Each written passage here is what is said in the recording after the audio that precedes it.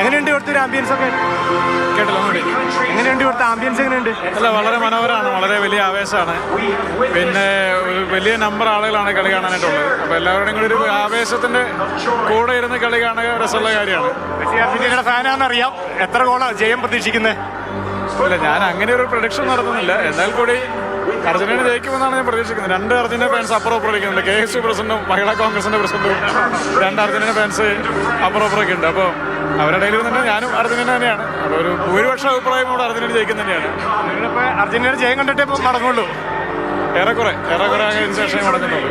ഇപ്പോൾ മഹിളാ കോൺഗ്രസിന്റെ president GB Mather കൂടി ചേരുന്നുണ്ട്. എത്ര കൊണ്ട് ജയിക്കും? അർജന്റീന ജയിക്കും. അർജന്റീന ഫാനാണ്. അതിപ്പോ വേൾഡ് കപ്പ് ഫൈനൽസിൽ എത്തിയോണ്ടല്ല, always an Argentina fan. Messi golden boot ലഭിക്കും എന്ന പ്രതീക്ഷയിലാണ് ഇപ്പോഴും. 2 ഗോൾ അടിക്കണം. ആ ഗോൾ വരും. അടിക്കും. 2 ഗോളും അടിക്കും, അസിസ്റ്റ് ചെയ്യുകയും ചെയ്യും. അപ്പോൾ എംബാപ്പേന്റെ ബൂട്ടും ഗോൾഡൻ ബോളും കിട്ടും. ഗോൾഡൻ ബൂട്ട് മെസ്സിക്ക് കിട്ടും. അർജന്റീന വേൾഡ് കപ്പ് തൂക്കും.